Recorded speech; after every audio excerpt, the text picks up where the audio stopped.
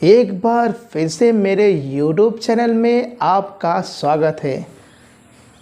आज हम जिस टॉपिक पर बात करने जा रहे हैं और वो बहुत ही इम्पोर्टेंट टॉपिक है, तो वो जो टॉपिक है वो है ओरिजिन ऑफ यूनिवर्स। जी हाँ, इवोल्यूशन के इस चैप्टर में जो पहला जो टॉपिक हम लोगों को पढ़ना है वो है ओरिजिन ऑफ यूनिवर्स के बारे में। तो यूनिवर्स की ओरिजिन कैसे हुई, इसके बाद एक बार यूनिवर्स की ओरिजिन अगर हो भी गई तो स्टार कैसे बने, गैलेक्सी कैसे बनी, और इसके बाद सोलर सिस्टम और भी जितनी भी बॉडी हैं वो किस तरह से फॉर्म हुई, तो इसके बारे में इस वीडियो में डिस्कस करेंगे। तो वीडियो स्टार्ट करने से पहले जेंटली रिक्वेस्ट है कि वीडियो को पहले आप पूरा देखें। अगर हमारे चैनल पर पहली बार आए हैं तो उसको सब्सक्राइब करें, बेल आइकन को दबा करके नोटिफिकेशन ऑन कर लें, ताकि जो भी वीडियो मैं यहाँ से अपलोड करूँ उसका नोटिफिकेशन आपको आसानी से मिल जाए। मेरा ये वीडियो कंसेप्ट बिल्डिंग है। एक बार इस वीडियो को अगर देख लिए तो निश्चित तौर पर ये आपके लिए बहुत बेनिफिशियल होने वाला है।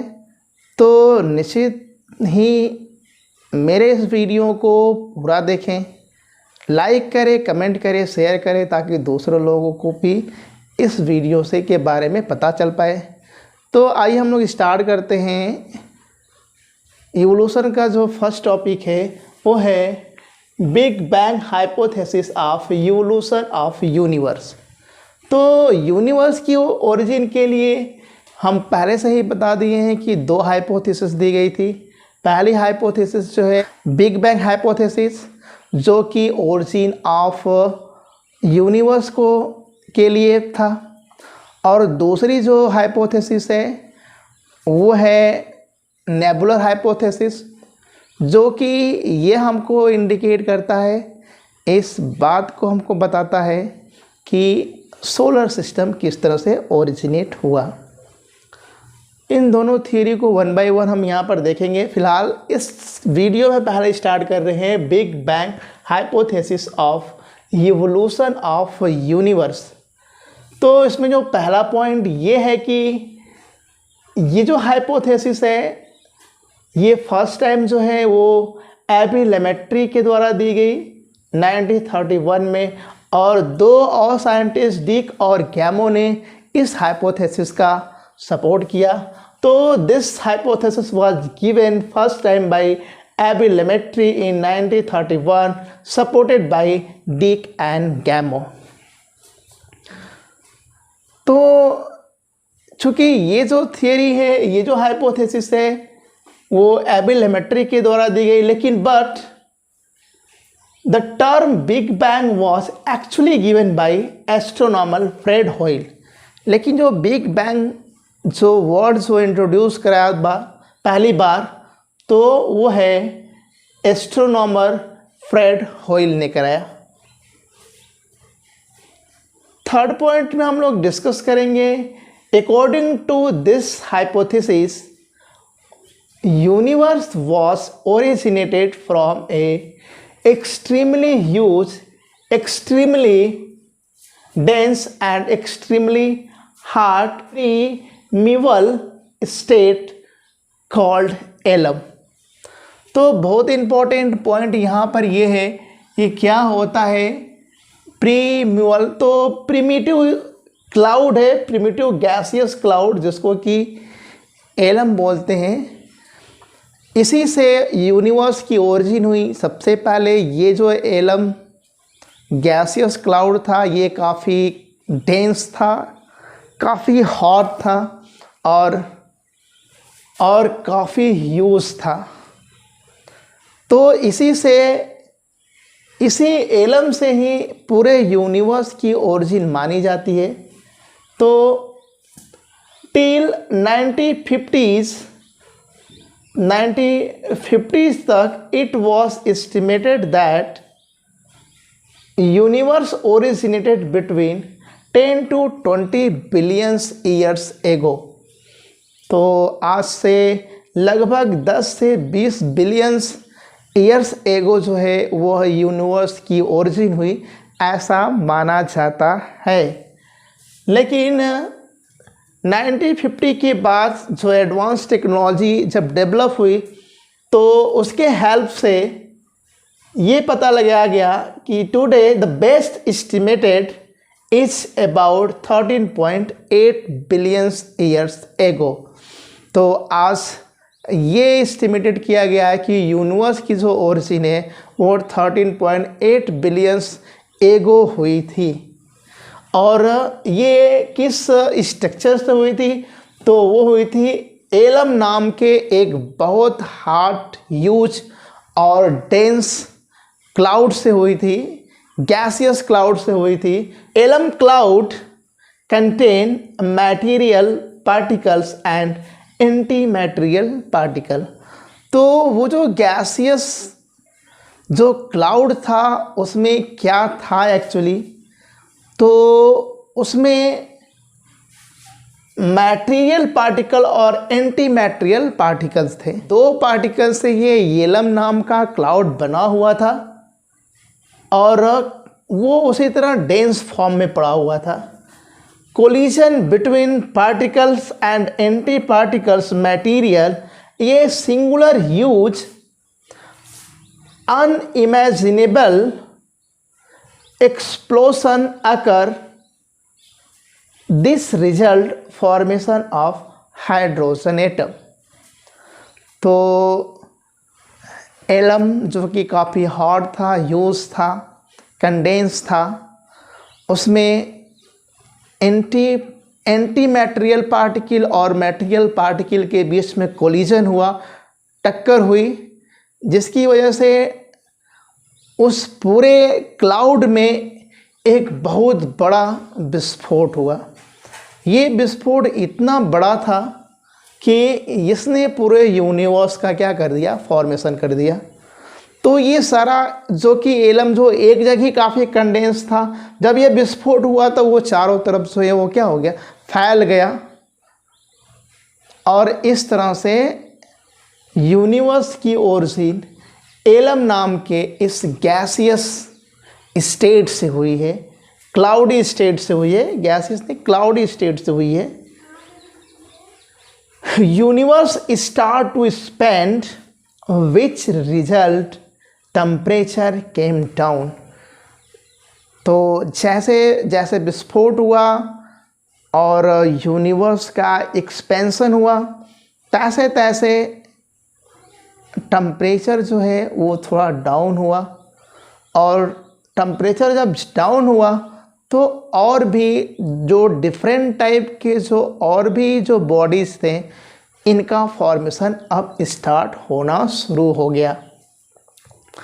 तो hydrogen atom cloud is the initial matter of present universe. तो उस समय के यूनिवर्स में सबसे पहले जो मैटर प्रेजेंट था वो है हाइड्रोजन एटम।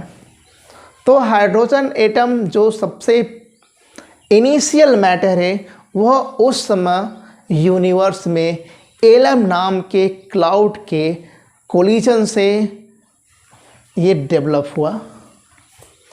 फ्रॉम हेयर, अब इसी जगह से अब हाइड्रोजन एटम का जब फॉर्मेशन हुआ, इसी जगह से from here A chain of cosmic evolution start. इसी जगह से यूनिवर्स का जो ओरिजिन है और भी जो बॉडीज़ हैं यूनिवर्स में, उनका फॉर्मेशन स्टार्ट हुआ, जिसको कि बोलते हैं कॉस्मिक इवोल्यूशन। तो कॉस्मिक इवोल्यूशन में हम लोग ओरिजिन ऑफ यूनिवर्स पढ़ते हैं और इससे जो और भी जो बड़े और भी जो बॉडीज़ हैं जो इनसे बनी है, उनके बारे में हम लोग स्टडी करते हैं कि कैसे उनकी ओरिजिन हुई। Later this hydrogen cloud form several other bodies.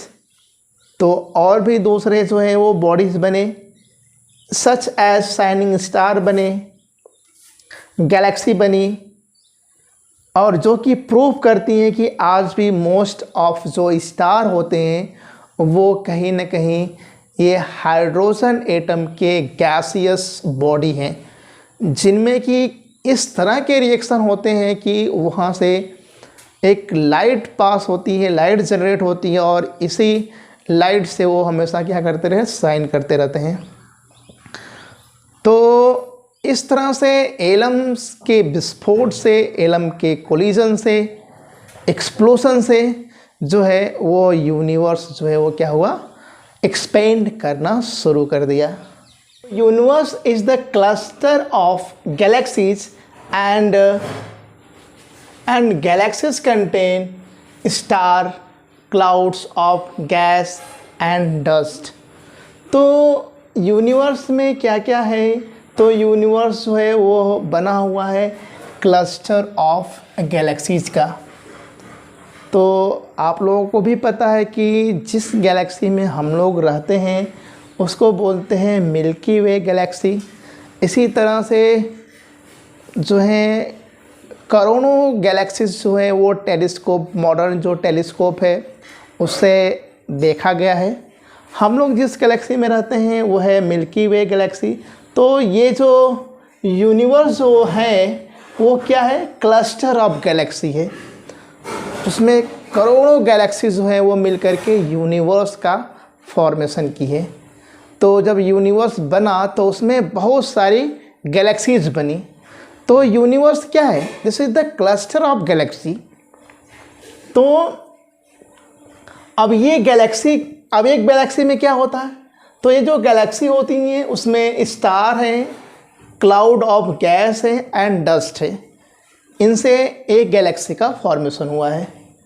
When universe expanded, चूँकि यूनिवर्स जो है वो एक्सपेंड कर रहा है, इट्स टेम्परेचर केम डाउन, इसका टेम्परेचर जो है वो जैसे जैसे एक्सपेंड करता गया टेम्परेचर जो होता है वो डाउन होता गया। And hydrogen atom get joint, hydrogen atom get joint and form helium and other atom. तो इससे हीलियम, हाइड्रोजन से हीलियम और दूसरे जो एटम है उनका फॉर्मेशन हुआ। तो आज भी अगर देखो तो जो दो हाइड्रोजन के जो एटम जो होते हैं वो मिलकर के हीलियम का एटम बनाता है। हीलियम से लिथियम, बेरिलियम, इस तरह के सभी कहीं न कहीं इसी हाइड्रोजन एटम्स के ही मिलने से ये सभी बने हुए हैं। तो जैसे जैसे टेम्परेचर डाउन होता गया, क्योंकि यूनिवर्स जो है एक्सपेंड कर रहा है, अभी भी यूनिवर्स जो है वो एक्सपेंड कर रहा है, लेकिन इसका ये जो है हम लोगों को यहाँ पर बैठ कर के मालूम नहीं पड़ता, क्योंकि हम लोग जिस अर्थ पर होते हैं, जिस अर्थ पर हम लोग यहाँ पर लाइफ पॉसिबल है, वो यूनिवर्स का सेंटर पॉइंट है। और सेंटर से अगर यूनिवर्स यहाँ से देखने पर हमको बिल्कुल नहीं पता चलता कि यूनिवर्स एक्सपेंड कर रहा है। इस तरह की कोई फिनोमेना जो होती है यहाँ से एब्सॉर्ब नहीं होती। जैसे कि अगर हम एक बलून को अगर हम जब उसमें एयर भरते हैं तो वो एक्सपेंड करता हुआ नज़र आता है, क्योंकि जब वो एक्सपेंड कर रहा होता है तो उसका कंपेयर हम दूसरे ऑब्जेक्ट से करके हमको एहसास हो जाता है कि बलून जो है एयर भरने पर वो क्या हो रहा है, एक्सपेंड कर रहा है। लेकिन इस यूनिवर्स का कोई एक्सपेंडिंग एरिया नहीं है, इसलिए ये जो एक्सपेंड कर रहा है इसका एहसास हम लोगों को यहाँ अर्थ पर हो करके नहीं होता है। लेकिन बहुत सारे जो फिनोमेना है उसमें वैज्ञानिकों ने जो है प्रूव किया है कि यूनिवर्स जो है वो एक्सपेंड होता है। यूनिवर्स जैसे जैसे एक्सपेंड किया वैसे वैसे टेम्परेचर डाउन होता गया और हाइड्रोजन के जो एटम है वो ज्वाइंट होकर के हीलियम और दूसरे एटम का फॉर्मेशन किए। Condense gases under gravitation and rotation form galaxies and star. तो गैस है, गैसियस क्लाउड है, ये कंडेंस होकर के ये गैलेक्सीज या स्टार का क्या करती हैं, फॉर्मेशन की। तो यूनिवर्स जब एक्सपेंड कर रहा था तो जो उसमें गैसेस थी ये कंडेंस होकर के गैलेक्सीज और स्टार का क्या की, फॉर्मेशन की। किस प्रोसेस को, ग्रेविटेशन एंड रोटेशन की वजह से। ग्रेविटेशन एंड रोटेशन की वजह से ये गैसेस कंडेंस होकर के गैलेक्सी या स्टार का फॉर्मेशन की। In solar system of Milky Way galaxy Earth has been originated about 4.5 billion years ago। तो जो मिल्की गैलेक्सी या अर्थ, इसका जो फॉर्मेशन है ये लगभग 4.5 बिलियन ईयर्स एगो गैसेस के कंडेंस होने से इन सभी का क्या हुआ, फॉर्मेशन हुआ। तो इस तरह से अगर बिग बैंग की अगर हम बात करें तो अगर समराइज बात करें तो बिग बैंग थ्योरी जो है इसमें ये बताया गया कि एलम नाम का एक प्रिमिटिव क्लाउड मैटर था जो कि काफ़ी डेंस था, हार्ड था, काफ़ी कंडेंस था।